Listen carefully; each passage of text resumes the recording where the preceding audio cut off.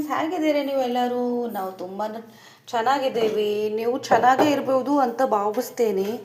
ನೋಡ್ಬೋದು, ನಾ ಪಿಲ್ಲೋ ಪರಿಗೆ ಒಂದು ನ್ಯೂ ಗಿಫ್ಟ್ ಕೊಟ್ಟಿದ್ದೇನೆ. ಇದು ಸ್ಟ್ರೇಟ್ ಸೈಡ್ ಅಲ್ಲ, ಸ್ಟ್ರೇಟ್ ಸೈಡ್ 100 ರುಪೀಸ್ ಅಂತ ಹೇಳಿರ್ತಾರು. ಆರಾಮ್ಲೆ ಈಸಿಲಿ 70, 80, 75 ಹಿಂಗೆ ಕೊಟ್ಟಿರ್ತಾರು. ಬಟ್ ಇದು ಸ್ಟ್ರೇಟ್ ಸೈಡ್ ಅಲ್ಲ. ಇದು ನಾನು ಬ್ರ್ಯಾಂಡೆಡ್ ಅನ್ನೋ ಇಲ್ಲ ಅಂದರೆ ಶಾಪ್ದಲ್ಲಿ ತೊಗೊಂಡಿದ್ದೆ ನಾನು. ಇದು ದೊಡ್ಡ ಶಾಪ್ ಇತ್ತು, ಅಲ್ಲಿ ಗ್ಯಾರಂಟೆಡ್ ಇದೆ. ಇದು ಪ್ಯೂರ್ ಸ್ಟೀಲ್ ಇದೆ. ಇದು ನೋಡ್ಬೋದು ಎಷ್ಟು ಚೆನ್ನಾಗಿದೆ. ಅವ್ರಿಗೆ ಈಗಿಂದನೇ ಸೇವಿಂಗ್ಸ್ ಇದೆಲ್ಲ ಅವ್ರಿಗೆ ಹೇಳ್ಕೊಡ್ಬೇಕು, ಕಲಿಸ್ಬೇಕು ನಾವೇ ಅಂತಲೇ ಇದು ತೊಗೊಂಡೇನಿ.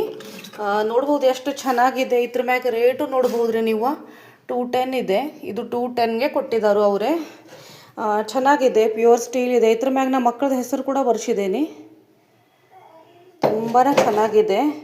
ನಾರ್ಮಲ್ ಅವ್ರಿಗಂದ್ರೆ ಈಗ ಸೇವಿಂಗ್ ನಾವು ಕಲಿಸ್ತಾ ಇದ್ದೇವೆ. ನಾರ್ಮಲ್ ಎಲ್ಲ ಪ್ಲಾಸ್ಟಿಕ್ ತೊಗೊಂಡು ಅದು ಹಾಳಾಗೋ ಬದಲು ಹಿಂಗೆ ಕೊಟ್ಟರೆ ಲೈಫ್ ಲಾಂಗ್ ಅವ್ರಿಗೆ ನೆನಪು ಉಳಿಯತ್ತೆ. ಅಂದರೆ ಲಾಂಗ್ ಟೈಮ್ ಉಳಿಯತ್ತೆ ಅದು. ಮತ್ತು ಅವ್ರಿಗೆ ಮುಂದೆ ಅವ್ರು ಯೂಸ್ ಮಾಡ್ಕೋಬೋದು ಅದು. ಮತ್ತು ಮುಂದೆ ಅವ್ರಿಗೆ ಗೊತ್ತಾಗತ್ತೆ, ಹಿಂಗೆ ನಮ್ಮ ಅಮ್ಮ ಅಮಗೆ ಕೊಟ್ಟಿದ್ರು, ಹಿಂಗೆ ನಾವು ಸೇವಿಂಗ್ ಮಾಡೋದು ಕಲ್ತ್ವಿ ಅಂತ. ಅದಕ್ಕೆ ನಾ ಈ ರೀತಿ ಕೊಟ್ಟಿದ್ದೇನೆ. ಕಾಸ್ಟ್ಲಿ ಇದೆ ಬಟ್ ಚೆನ್ನಾಗಿದೆ, ಪ್ಯೂರ್ ಸ್ಟೀಲ್ ಇದೆ. ಮಕ್ಕಳು ತುಂಬ ಇಷ್ಟ ಆಯಿತು. ಅವ್ರು ಈಗಿಂದನೇ ಸೇವಿಂಗ್ ಮಾಡ್ತಾ ಇದ್ದಾರೆ.